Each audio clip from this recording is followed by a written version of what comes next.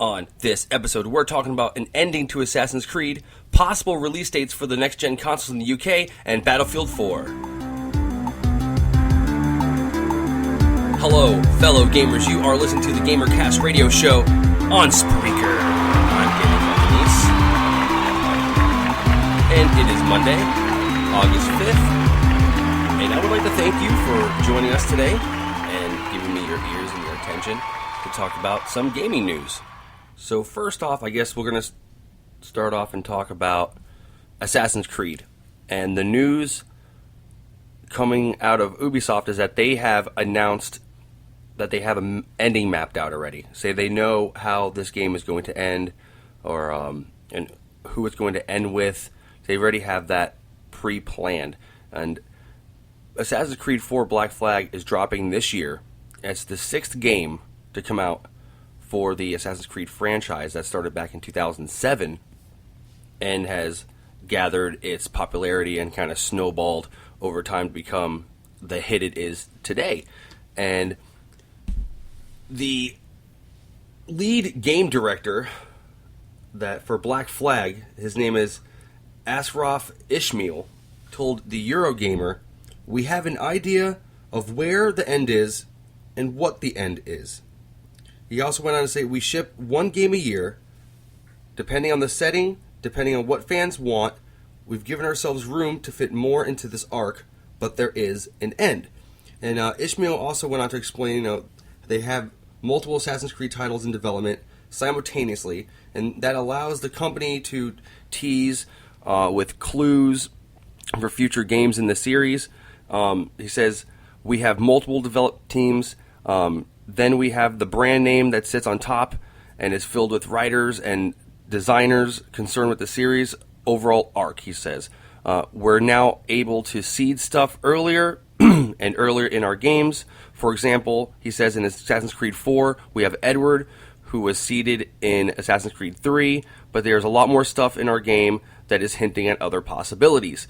So, I'm not the hugest in Assassin's Creed fan, and with the series, but it's really nice. I play with it, I've messed around with it, but I like how they jump the arcs, and it goes into different timelines and the bloodlines and stuff like that, and that's pretty cool. So they already have this mapped out. They already know how the arc's going to fall and how it's going to progress into the other games. And if you listen to my other podcast, I was talking about how Tomb Raider was going to come out with the next-gen sequel, and to tie in the first Tomb Raider game to the sequel next gen, they're going to come up with a comic book series, and actually Ubisoft is doing the next thing, or almost the same thing, and they're going to have a comic book that's going to be set in India, and it's said to offer clues about the future direction of the series of Assassin's Creed 4, and it's the team behind Splinter Cell Blacklist, and it's collaborating with lead Assassin's Creed studio Ubisoft Montreal on the follow-up to Black Flag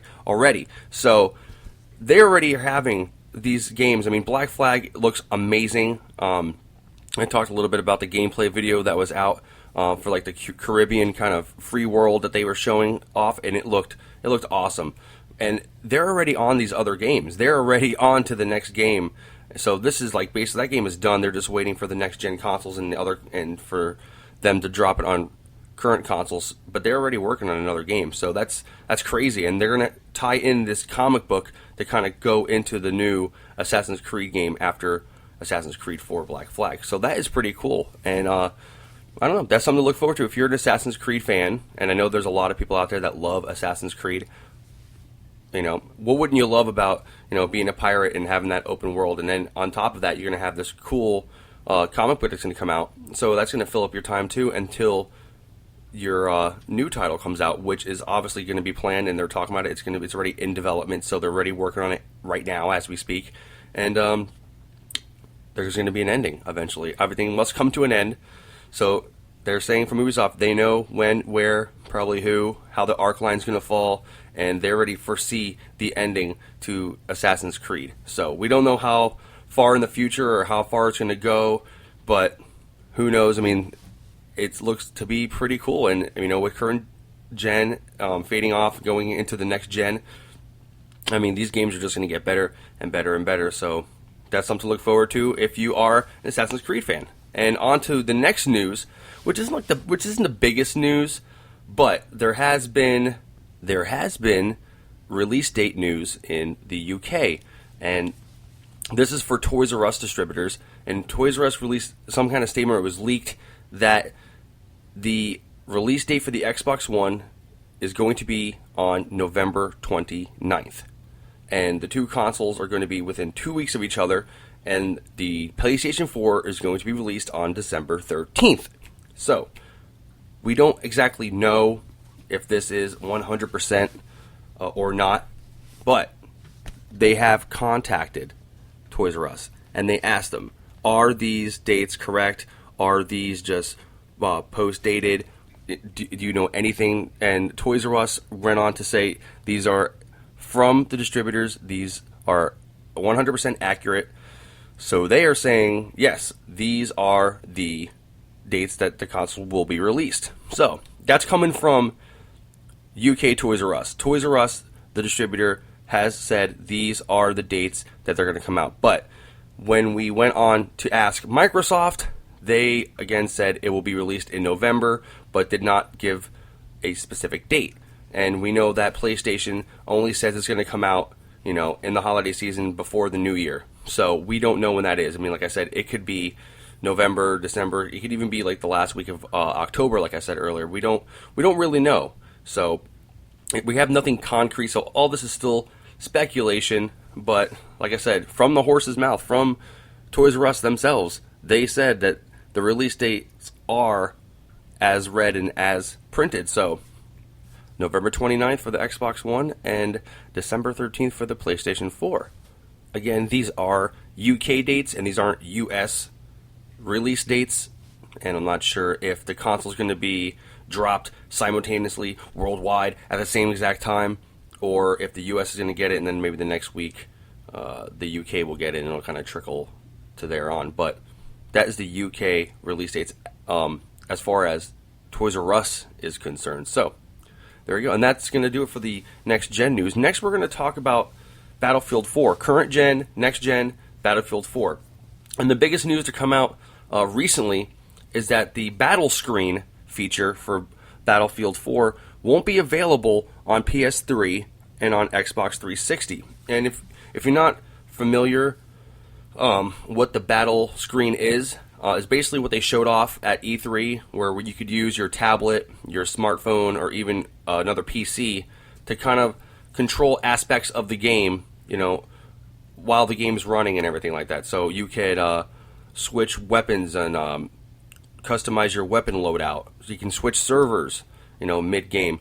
You can see your map while you're playing the game. So you can use your tablet, your phone, or like another PC, like a laptop, as a secondary kind of like device that plays with Battlefield 4, but that's only going to be for PlayStation 4, Xbox One, and for PC. That feature is not going to be available for current gen for PS3 and for Xbox 360, which is, I can understand that. I kind of wish maybe they did give that feature, but maybe not like to the extent of the next gen consoles and the PC. Maybe you could do a limited variety of things, but it still had somewhat of a kind of mobile feature to like link with the game, because I think that's still cool. And not everybody's going to get a next gen console, and I think that was a really cool concept what they showed off. And then just to come out randomly and say, okay, we're going to have this feature, but it's not going to be for current gen. I didn't see that coming. I didn't see why that would be a big deal to have that for the current gen right now, to have the whole battle screen. So, that's EA's decision, and that's DICE's decision to not include that for the current gen. I, for one, think that sucks.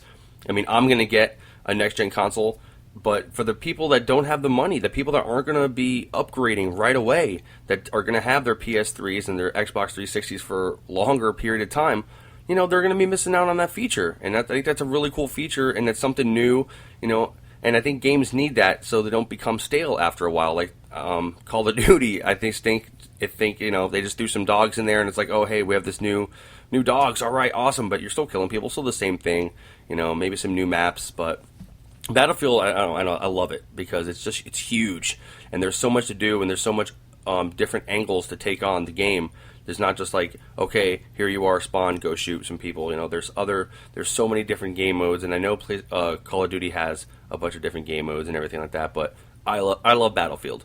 So, and I think this is a really cool feature to have the battle screen. It's something I'm looking forward to using on my next-gen console. So, the battle screen will be included on current gen, or won't be included on current gen, but will carry over to PlayStation 4, Xbox One, and for PC. So, moving on to the last bit of the show, I'm just going to go over the August incentives for the PlayStation Plus members, and this month looks like it's going to be awesome.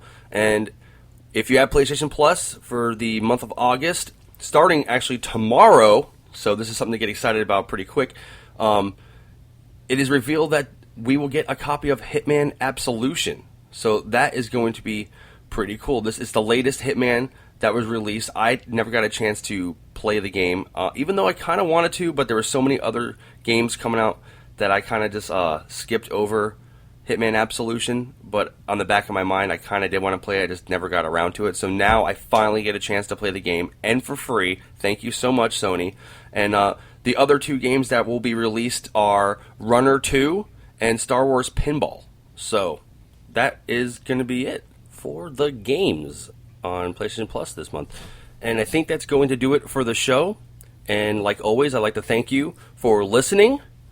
And if you liked what you heard, please like and follow my station on Spreaker. I'm also on YouTube, so give me a like, give me a subscribe, leave a comment, and let me know how I'm doing. And don't forget to check back daily on my station and channel so you can be informed and up to date with the latest of gaming news as it drops. Once again, I am Danny Catanese. This was GamerCast Radio, and I will see you next time.